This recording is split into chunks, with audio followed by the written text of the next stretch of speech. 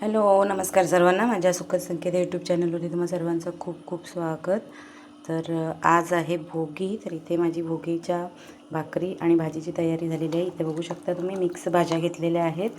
आजच्या दिवशी कोकणामध्ये किंवा इतर कुठेही तुम्ही जा महाराष्ट्रामध्ये किंवा महाराष्ट्राच्या बाहेर, तर तुम्हाला इथे आपल्या शेतातल्या नवीन ज्या भाज्या आहेत तर त्यांची मिक्स अशी भाजी, म्हणजे पावटा असू दे, तूर असू दे किंवा मटार असू दे, गाजर, अशी मिक्स भाजी त्याची.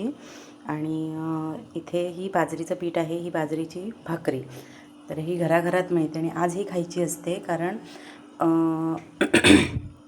उद्या मकर संक्रांतीच्या आदल्या दिवशी भोगी असते. तर त्या थंडीच्या दिवसातून बाजरीची भाकरी आपल्या शरीराला फार पौष्टिक असते, म्हणून ही म्हणजे आवर्जून खातात प्रत्येक घराघरांमध्ये. आणि थंडी असल्यामुळे यामध्ये मी थोडेसे तीळ घातलेले आहेत. तर तीळ हे भाजीत पण घालणार आहे मी, आपले सफेद तीळ असतात ते.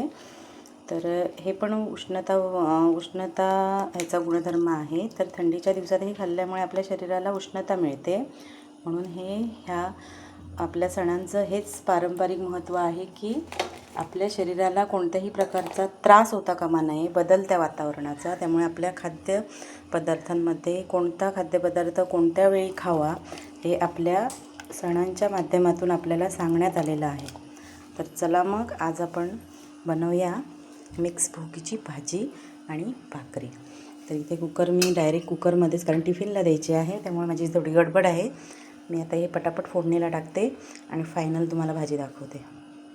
तर आता ही इथे भाजी आपली मस्तपैकी परतून झालेली आहे. आता ही आपण ह्याची शिटी काढू. ह्यामध्ये मिक्स भाज्या तुम्ही इथं बघू शकता. आता ह्यामध्ये तीळ घालते, गरम मसाला आणि गरम पाणी आणि मीठ घालून आपण ह्याची शिटी काढून घेऊया.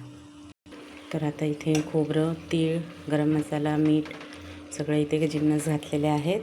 आणि ह्या ज्या उकडलेल्या आपल्या ह्याच्या शेंगा आहेत शेवग्याच्या, त्या म्हणजे त्या कुकरच्या शिट्टीमध्ये त्या एकदम मॅट होतील आणि मिक्स होऊन जातील त्या, म्हणून मी इथे त्यानंतर घालणार आहे. आधी ह्यांना शिट्टी काढून घेते.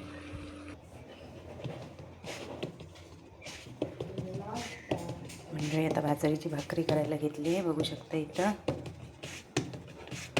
बाजरी आपण आणून जेव्हा दळतो ना, तर तिची मस्त हिरवीगार भाकरी होते. आणि आपण रेडीमेड पीठ आणतो ना, त्याची एवढी छान होत नाही भाकरी. तर आता हे रेडीमेड पीठ मला मिळालं, कारण दळायला मला वेळ नव्हता. आता टिफिनच्या चपात्या झाल्यात करून, आता मी भाकरी भाजायला घेते. तर मंडळी घाई आहे, तर भाजी भाकरी मी टिफिनमध्ये भरताना तुम्हाला मी दाखवते.